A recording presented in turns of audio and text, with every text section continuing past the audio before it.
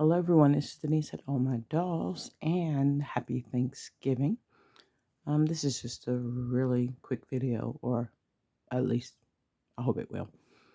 So, I am almost done with all of the doll dresses, outfits that I had planned to make, kind of, sort of. Got a lot of fabric left. I might keep going afterwards, but I made all the ones I'd planned to make. And so, this is just a quick pattern review-ish.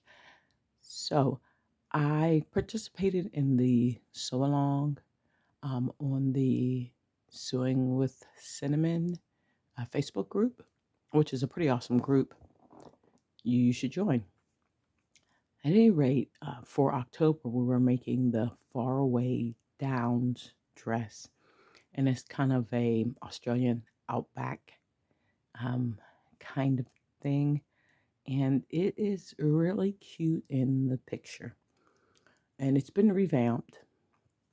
So when you look at the pattern, it does say that the dress is pretty form-fitting, and so be as precise as possible with your sewing. And so for the most part, I tend to scant my seams anyway, because most of the modern patterns are made for the smaller Mattel American Girl dolls, and I have a lot of the Pleasant Company or very, very early Mattel dolls, and they're still a little wider, and sometimes they're a little wider by a significant amount, quarter inch, 3/4 of an inch, just kind of depends where the stuffing is. And so, for the most part, I need all of my patterns to be interchangeable with all of my dolls, because it's not just the historical dolls, the older historical dolls. I have older Truly Me dolls, and I have earlier Girl of the Year dolls. And so they are a little on the larger side. My clothing, for the most part, just really needs to be interchangeable. So I scant the seams anyway, and on occasion, I have enlarged patterns. I've printed them at 105%, 103%. 105 is the highest I've ever gone, and that's usually enough to give me the seam allowance that I need to make this pattern bigger.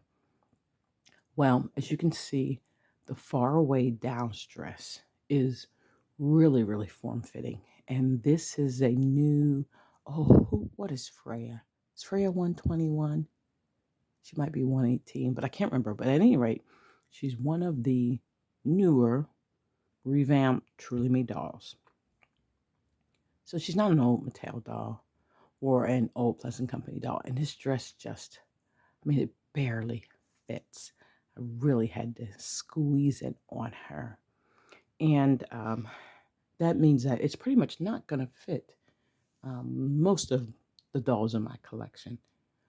It looks like it might fit like Anna, or who's that, Elsa? Looks like it might fit Elsa. Looks like it might fit Ariel. It might fit Tiana. Um, but a lot of the dolls, it's not going to fit at all. And it is a really short skirt. And I mean, yes, they're dolls. So, but I still would prefer a little longer skirt on this doll. I just really would. And so it was a tedious pattern. It's not difficult. It's just that I've gotten kind of lazy, and I'm making so many dresses that I was looking for something where I could make something cute and batch it up.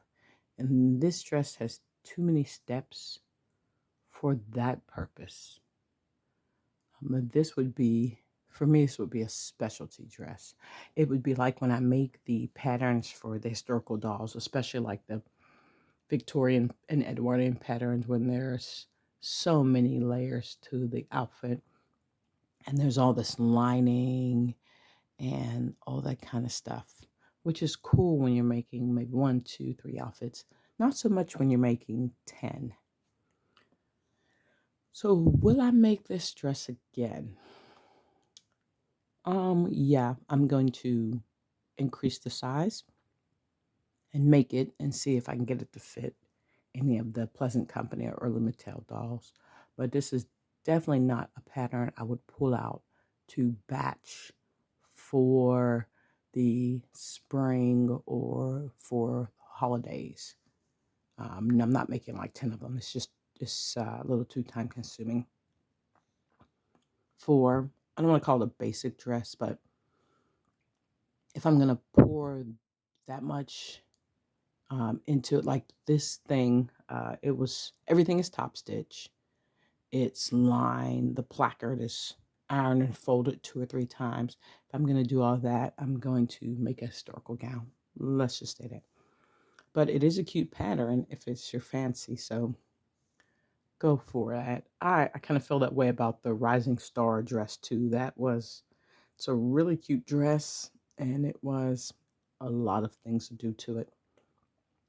So at any rate, the dress next to it is the Town and Country, a version of the Keeper's Dolly Duds Town and Country.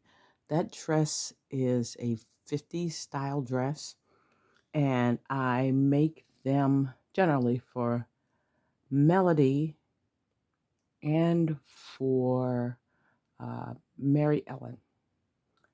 I want to say last year's blue dress was the Town and Country for Mary Ellen. No, or actually, was it for Melody? It was one or the other. And so this dress is pretty basic A-line dress. It's even so basic that the sleeves are a oval shape, and you fold them on each other, wrong sides together, and that encloses the seam for the sleeve, so you don't even have to hem the sleeves. What I did omit from this particular one is the piping inside the strip. I did put the strip there. I may do ruffles on some of them. I do like the ruffle, but like I said, I'm batching, or I was batching, so I was cutting corners. I did include a strip. I may put a ruffle on a few of them.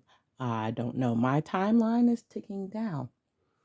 But that's definitely one of my go-to patterns. And I probably should have a video about my top 10 patterns.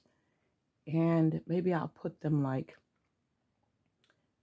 in order. Maybe I have my top 10 intermediate patterns, my top 10 easy patterns, or I don't know how I'll mix that, but that may or may not be helpful to some people, just to, um, quick patterns that make good mix and match too. And I also want to show you the knitted pattern that I just completed recently.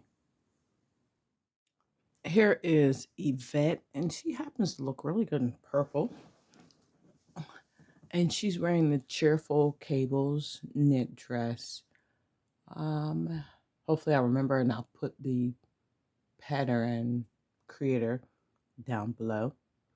Just in case I forget to, I got the pattern off of the Pixie Fair website, so if you put in Cheerful Cables, it'll come up. And I know it sounds weird for me to say that this knitting pattern seemed easier than the sewing pattern, and I actually been sewing a lot longer than I've been knitting, but the flow of this knitting pattern is fairly, ooh, I hate to say easy, but it's very smooth. The flow of the pattern is very smooth. Basically, right up until you get to the cables. And the cables just, if you've never cabled before, they might look frightening. But it just takes a little coordination about stashing the cable needle, doing the knit, sliding it back on, and vice versa. So once you get a rhythm going with the cables, then it's kind of easy. I did try the technique of doing the knitting without using the cable needle. And so I'm at the speed I'm knitting and my tension, it's really hard for me to knit without the cable needle because my no matter how I hold the thing, my stitches just get pulled and they start dropping. So it's much better for me in my case to have the cable needle.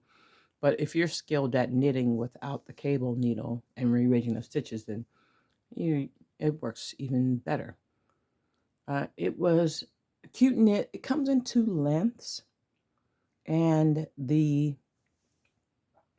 first one, the tan one, is the shorter one. The purple one is the longer one. But honestly, it's really only like an inch, inch and a half difference between the two ones. So I don't really think it makes a difference.